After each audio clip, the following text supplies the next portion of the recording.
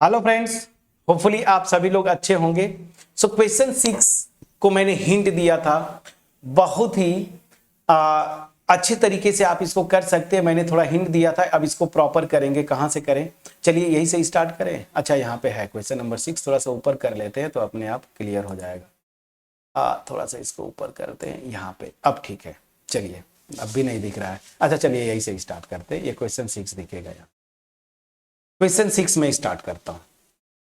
बहुत logical question है friends, ये बहुत ही लॉजिकल क्वेश्चन है ये। क्या है, 3 पर्सन थे ना, तो मान लीजिए पर्सन 1, पर्सन 2, पर्सन 3, ठीक है ना, ऐसे था।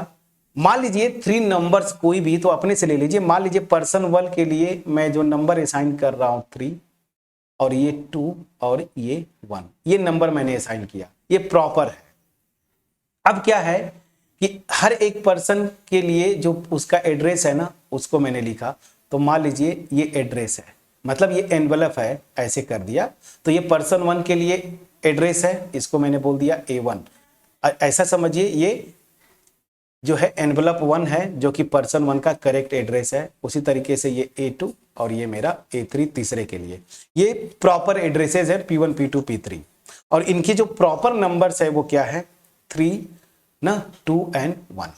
अब यहां पे क्या करते हैं, जब प्रोबेबिलिटी आप निकालते हैं तो सबसे पहले क्या करते हैं, सैंपल स्पेस की साइज ना, सैंपल स्पेस की साइज। यहां पे क्या करना है, 3 एनवलप्स हैं, उनमें ना 3 एनवलप्स हैं, उनमें हर एक में एक एक नंबर को इंसर्ट करना है। तो यहां पे परमुटेशन का कॉन्सेप्ट यूज होगा, ध्यान दीजिए। A1 में एक नंबर इंसर्ट करना है, तो उसके लिए कितना ऑप्शन होगा, इन तीनों में से कोई एक मैं इंसर्ट कर सकता हूं ना। समझ में आ गया कि नहीं। तो टोटल नंबर ऑफ वेज कितने हो जाएंगे, यहाँ पे 3। ऐसे में नंबर ऑफ वेज लिख रहा हूं ना, ये नंबर ऑफ वेज परमुटेशन में निकाल रहा हूं। तो ये 3 नंबर्स हैं, 3 नंबर्स, इनको 3 एनवलप्स में डालना है। तो पहले एनवलप में मैं पहले एनवलप को कितने तरीके से फिल कर सकता हूं, तो इन 3 नंबर्स में से कोई एक डाल दो, तो यहाँ पे 3 वेज हो गया। अब एक नंबर आपने यहां पे डाल दिया तो बचे 2, तो एनवलप 2 में मैं 2 नंबर्स डाल सकता हूं, मतलब 2 वेज, एक ही नंबर डालना 2 तरीके से, और यहां पे 1 वेज। तो bye fundamental principle of counting क्या हो जाएगा, टोटल कितने तरीके से इन 3 नंबर्स को इन 3 एनवलप्स में डाल सकते हैं, 3 इंटू 2 इंटू 1 कितना हो जाएगा, 6 वेज। तो 3 नंबर्स को 3 एनवलप में डालना है, कितने तरीके से डाल सकते हैं, 6 आ गया। चलिए, ये तो मेरा सैंपल स्पेस की साइज हो गई।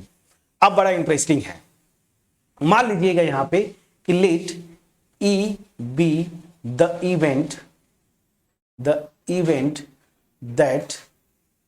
दैट यहां क्वेश्चन में जो लिखा है कि क्या लिखा है ना, at least 1 letter is in its proper envelope. और यहां पे मैं क्या लिखूंगा, कॉम्प्लीमेंट वाली प्रोबेबिलिटी के कॉन्सेप्ट से। तो मैं लिख रहा हूं this event, let E be the event that no number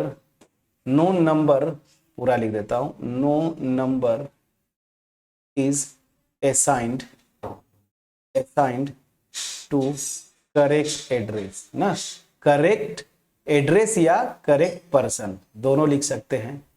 समझ में आ गया कि नहीं। यहां पे बोला ना एटलीस्ट 1, तो एक पर्सन को जैसे मान लीजिए 3 असाइन किया, तो 3 फर्स्ट एनवलप में चला जाए, ये दोनों गड़बड़ हो जाए, या फिर 2 प्रॉपर हो जाए, करेक्ट में जाए, एक गड़बड़ हो जाए।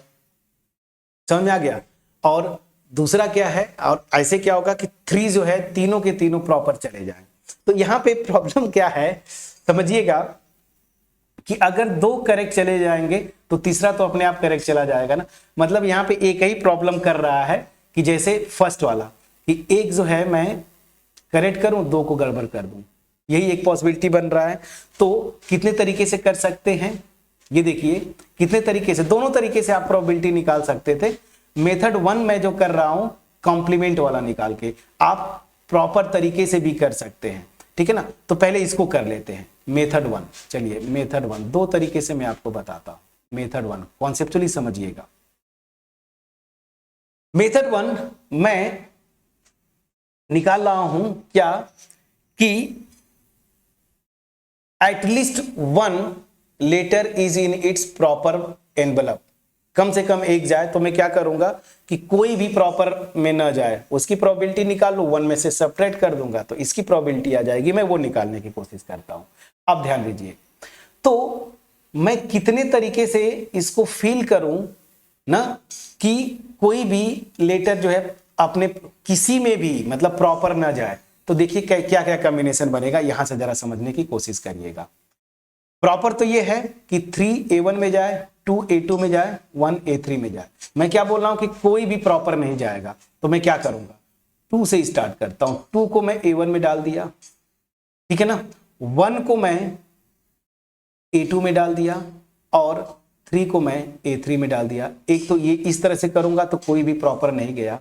दूसरा क्या हो सकता है, 1 को मैं A1 में डाल दिया, 3 को मैं A2 में डाल दिया और जो 2 है उसको मैं A3 में डाल दिया। अगर ऐसा करूंगा तब भी प्रॉपर नहीं होगा, सब अलग अलग, मतलब कोई भी लेटर किसी भी प्रॉपर एनवलप में नहीं पड़ा। अब इसके अलावा और कोई नहीं बनेगा फ्रेंड्स, इसके अलावा बनाने की कोशिश करेंगे तो क्या हो जाएगा, कम से कम एक अपने प्रॉपर में चला जाएगा। तो टोटल 2 तरीके हैं ना, 2 वेज हैं इंसर्ट करने का, सच दैट कि कोई भी लेटर किसी भी प्रॉपर जो पर्सन है उसके पास नहीं पहुंचा। तो ये कितना हो जाएगा, दिस इज 2। तो इस केस में प्रोबेबिलिटी ऑफ इवेंट ई, ये ई क्या है कि कोई भी लेटर प्रॉपर एड्रेस में नहीं पड़ा, तो 2/6 ये होगा, मतलब 1/3। प्लीज चेक करिएगा, ठीक है ना, प्लीज चेक करिएगा। यहां से आ गया। अब देखिए हमें क्या निकालना है कि कम से कम एक प्रॉपर में जाए, तो यहां पे आप लिख दीजिएगा कि ये इवेंट एफ है सच दैट एटलीस्ट 1 लेटर जो है प्रॉपर एड्रेस में जाए। तो ये क्या हो जाएगा, 1 माइनस प्रोबेबिलिटी ऑफ इसका कॉम्प्लीमेंट, मतलब ई का प्रोबेबिलिटी, तो 1 माइनस 1/3 कितना हो जाएगा, 2/3। ये आपका आंसर आ गया, प्लीज बोलिएगा, ठीक है ना। अब आते हैं दूसरा मेथड, मेथड 2। ये समझ में आया कि नहीं फ्रेंड्स, फिर से पहला मेथड समझिए। आपको निकालना क्या है कि जो एड्रेसेस लिखा हुआ एनवेलप है पर्सन 1, पर्सन 2, पर्सन 3 के लिए, करेक्ट जो असाइनमेंट है पर्सन 1 का 3 है लेटर, 2 के लिए 2 है और 3 के लिए 1 है। ये करेक्ट असाइनमेंट है। हमें क्या निकालना है, प्रोबेबिलिटी की कम से कम एक जो है ना लेटर प्रॉपर जाए, प्रॉपर एड्रेस में जाए। तो इसको निकालने के लिए हम क्या करेंगे, कॉम्प्लीमेंट प्रोबेबिलिटी की कॉन्सेप्ट यूज करते हैं। मतलब मैं क्या निकाल रहा हूं कि कोई भी लेटर किसी भी प्रॉपर एनवलप में न जाए, तो ये निकाल लूंगा, 1 में से सब्ट्रैक्ट कर दूंगा, तो मेरी प्रोबेबिलिटी आ जाएगी कि एटलीस्ट 1 लेटर प्रॉपर एड्रेस पे गया है, ठीक। तो सबसे पहले सैंपल स्पेस की साइज निकाल लिया, वो क्या है 6, मैंने एक्सप्लेन किया। अब कोई भी लेटर प्रॉपर एड्रेस में ना जाए वो कितने तरीके से कर सकते हैं, तो देखिए मैंने ये बताया है कि एनवलप 1 में 2 इंसर्ट कर दूं, ठीक है ना, एनवलप 2 में मैं 1 इंसर्ट कर दूं और एनवलप 3 में 3 इंसर्ट कर दूं। तो प्रॉपर तो असाइनमेंट ये था, एनवलप 1 के लिए 3, एनवलप 2 के लिए A2 के लिए, मतलब A2 के लिए 2 और A3 के लिए 1, लेकिन मैंने देखिए ये कर दिया, तो कोई भी करेक्ट नहीं गया। दूसरा क्या हो सकता है कि A1 में मैं 1 इंसर्ट कर दूं, A2 में 3 और A3 में 2 ना, तो ये भी देखिए प्रॉपर नहीं है, सब के सब उल्टा है। इसके अलावा और कोई नहीं बनेगा। तो मतलब 2 तरीके से अगर मैं इंसर्ट करूं नंबर्स को, तो कोई भी नंबर प्रॉपर एड्रेस में नहीं जाएगी। तो कितने तरीके से कर रहे हैं, 2। तो इस इवेंट का कितने फेवरेबल आउटकम्स है, 2। प्रोबेबिलिटी क्या हो जाएगी, 2/6 मतलब 1/3। अब ये क्या था कि प्रॉपर ना गया, प्रोबेबिलिटी क्या पूछ रहा है, एटलीस्ट 1 लेटर करेक्ट जाए, तो वो क्या हो जाएगा, 1 माइनस ये वाला प्रोबेबिलिटी कर दिया 2/3। दूसरा मेथड चलिए, दूसरे मेथड से अगर आप करेंगे तो यहां पे सैंपल स्पेस का साइज तो वही रहेगा 6 ही, जैसे ऊपर आपने किया। अब यहां पे मान लीजिए जो इवेंट है वो एफ है ना, मैंने एफ लिखा है कि एटलीस्ट 1 लेटर प्रॉपर एड्रेस में जाए, ठीक है ना। तो प्रॉपर एड्रेस में जाए, अब उसके लिए मैं क्या करूं, यहीं पे मैं कर देता हूं, जो मैं आपको बनाया था फिर से वो टेबल बना देता हूं। तो वो टेबल कैसे बनाऊं, यहां पे ध्यान दीजिए यहां पे ये पर्सन 1, पर्सन 2, पर्सन 3, इसके लिए प्रॉपर जो एनवलप है वो A1, इसके लिए प्रॉपर एनवलप वो A2 और इसके लिए प्रॉपर एनवलप वो A3। प्लीज चेक करिए, क्लियर है? अब चलिए, अब और मैंने क्या बोला था, इसका जो लेटर प्रॉपर लेटर है वो 3 है, इसका 2 है, इसका 1, ये प्रॉपर है। एटलीस्ट 1 प्रॉपर जाए तो मैं क्या बोलता हूं, एक को प्रॉपर कर दीजिए। मान लीजिए A1 पे मैंने 3 कर दिया और बाकी 1 2 कर दिया, तो ये क्या आ गया कि कम से कम एक जो है सही जाए ना। तो देखिए ये चला गया। उसी तरीके से मैं क्या करूंगा कि यहां पे 2 इंसर्ट कर दूं, यहां पे ध्यान दीजिए, यहां पे 2 इंसर्ट करूं, मतलब ये वाला प्रॉपर करूं, इन दोनों को गड़बड़ करूं, फिर यहां पे इसको प्रॉपर करूं, इन दोनों को गड़बड़ करूं, तो मतलब क्या होगा, यहां टोटल मेरा 3 आ जा रहा है। प्लीज चेक करिएगा, 3 आ जा रहा है, ठीक है। अब ध्यान दीजिए, दो को मैं एक साथ साथ करूं, दो को मैं एक साथ करूं, तो दो को एक साथ करेंगे तो वो केस तभी आएगा, जैसे 3 को इसमें डाला, 2 को इसमें डाला, जब 2 का हो जाएगा तो अभी तीसरा अपने आप आ जाएगा। तो ये केवल और केवल एक तरीका हुआ। समझ में आया कि नहीं? फिर से एटलीस्ट 1 करेक्ट जाए तो मैं क्या किया, पहले 3 को प्रॉपर डाला, इन दोनों को उल्टा कर दिया, या मैं इसको 2 कर दिया, इन दोनों को उल्टा इधर उधर कर दिया, या फिर मैं इसको प्रॉपर 1 कर दिया सही, इन दोनों को इधर उधर कर दिया। तो ये टोटल 3 वेज है। ये कैसे हैं? 3 तरीके से ऐसा मैं कर सकता हूं कि केवल एक लेटर एक प्रॉपर एड्रेस पे जाए, बाकी 2 गड़बड़ हो जाए।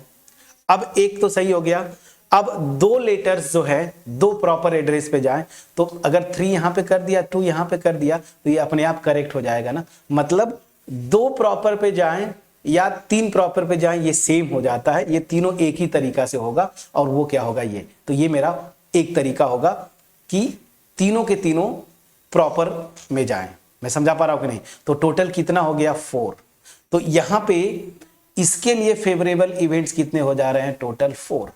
तो probability of this event F कि एटलीस्ट 1 लेटर प्रॉपर एड्रेस में जाए, वो क्या हो जाएगा, इसका फेवरेबल आउटकम 4, टोटल आउटकम 6, ये हो जाएगा 2/3। वही प्रोबेबिलिटी आया कि नहीं फ्रेंड्स? प्लीज बोलिएगा, मैं समझा पाया कि नहीं? फिर से मैं दूसरा मेथड क्या कर रहा हूं कि मैं निकाल रहा हूं ना कि एटलीस्ट 1, कम से कम एक लेटर जो है प्रॉपर एड्रेस में जाए। तो एक लेटर से स्टार्ट करते हैं। तो एक लेटर मान लीजिए मैं कितने तरीके से कर सकता हूं, तो ये तो 3 को मैं A1 में कर दिया, ये हो गया, इन दोनों को इधर उधर कर दिया, या मैं 2 को A2 में कर दिया और 3 और 1 को इधर उधर कर दिया, या 1 को मैं A3 में कर दिया जो कि प्रॉपर है, और इन दोनों को इधर उधर कर दिया। तो एक लेटर एक प्रॉपर एड्रेस पे जाए, वो कितने तरीके से कर सकता हूं, 3। ये देखिए इन तीनों को मिला के मैंने बोल दिया, ये 3 आ गया। अब क्या हुआ, 2 लेटर्स प्रॉपर जाएं, तो 2 लेटर्स अगर प्रॉपर जाएंगे तो तीसरा अपने आप प्रॉपर हो जाएगा। मतलब यहां पे क्या हो रहा है कि 2 लेटर्स 2 प्रॉपर एड्रेस में जाएं, या तीनों प्रॉपर लेटर्स तीनों प्रॉपर में जाए, ये एक ही हो जा रहा है। मतलब इसको मैं एक तरीके से कर पाऊंगा, और वो क्या है, ये। तो टोटल यहां पे देखिए 1 2 3 4, टोटल 4 तरीके से मैं ऐसा कर सकता हूं कि एटलीस्ट 1 लेटर प्रॉपर एड्रेस पे जाए। तो इस केस में एफ का फेवरेबल आउटकम्स कितने हुए, 4। सिंपल स्पेस की साइज 6, 4/6। आपका आंसर क्या आ गया, 2/3। तो ये मैंने दोनों तरीके से किया है फ्रेंड्स। एक मैंने क्या किया, कॉम्प्लीमेंट प्रोबेबिलिटी का कॉन्सेप्ट यूज किया, वहां से भी 2/3 आया। और दूसरा मैं डायरेक्ट जो क्वेश्चन बोला है ना कि at least 1 letter goes to proper address, तो वहां से मैंने भी किया और देखा कि 2/3, दोनों से आंसर सेम आ रहा है। अब जो आपको बेटर लगे। तो प्रोबेबिलिटी के क्वेश्चंस को या परमुटेशन कॉम्बिनेशन के क्वेश्चंस को कॉम्प्लिकेशंस पे मत जाइए। और मैं आपको बार बार शुरू से ही बोल रहा हूं, जब मैं परमुटेशन पढ़ा रहा था तब भी, कॉम्बिनेशन पढ़ाया तब भी, और प्रोबेबिलिटी पढ़ा रहा हूं तब भी, फार्मूले रटने पे मत जाइए। क्योंकि जब क्वेश्चन घुमाता है, दिमाग घूमता है, और वहां पे फिर आपका कॉन्सेप्ट काम आता है, फार्मूला कोई भी काम नहीं आता। अब इन क्वेश्चन में कौन सा फार्मूला लगाएंगे, आप ही बताइए। बुक्स में भी कुछ इधर उधर करके फार्मूला दे दे, लेकिन यहां पे इस क्वेश्चन में अल्टीमेट क्या काम आया आपका? लॉजिक। समझ आ गया कि नहीं? क्वेश्चन 6 में आपका लॉजिक ही काम आया। तो इसलिए मैं बोलता हूं कि फार्मूले पे मत रटिए। हाँ, फार्मूला याद करिए, कभी कभी लग जाता है, इजिली निकाल लेंगे, लेकिन जब इस तरह का क्वेश्चन बनाएगा दिमाग चक्कर आने लगता है, कोई फार्मूला काम नहीं करता, आपका बेसिक कॉन्सेप्ट काम करता है। अपना बेस्ट एफर्ट दिया और मैंने बहुत आराम से क्वेश्चन नंबर 6 को 2 मेथड से करने की कोशिश किया, एक कॉम्प्लीमेंट मेथड और एक डायरेक्ट मेथड, दोनों से आंसर सेम आया। अब अगर कहीं पे कोई डाउट होगा कमेंट सेक्शन में लिखेंगे, और मैं ये विश्वास करता हूं कि क्वेश्चन नंबर 6 जो है आपके पास क्रिस्टल क्लियर वे में पहुंच पाया होगा। कल को अगर आप मेरे सामने आए तो आप इतना कॉन्फिडेंटली बोलेंगे कि सर आप बैठिए, मैं आपको ये क्वेश्चन समझाता हूं, एक्सप्लेन करता हूं आपसे बेटर तरीके में। यही मेरा मोटिव है आपको पढ़ाने का। सो होपफुली ये एफर्ट आपके पास पहुंच पाया होगा। वीडियो अच्छी लगी हो कमेंट सेक्शन में जरूर कमेंट करें, और आप अगर चैनल पे नए हैं चैनल को सब्सक्राइब करके रखें। याद रखिए आपका एप्रिसिएशन ही हमें मोटिवेट करता है इस तरह की वीडियोस बनाने के। ठीक है, तो ये मेरा मोटिव जो था वो होपफुली आपके पास पहुंच पाया होगा। जितना हो सके इस वीडियो को अपने फ्रेंड्स के साथ शेयर करें। मिलते हैं नेक्स्ट वीडियो में, जहां पे हम करेंगे क्वेश्चन नंबर 7 आपके सामने है, और इस एक्सरसाइज मिसलेनियस में यही 4 क्वेश्चंस है। अब यहां से क्वेश्चन नंबर 7 तो बहुत आसान है, अगर मैं न बताऊं तो भी आप कर ले जाएंगे। तो क्वेश्चन 7 और क्वेश्चन 8 फिलहाल मैं आपको होमवर्क देता हूं। क्वेश्चन 7 ये, क्वेश्चन 8 ये दोनों आप करके आएंगे।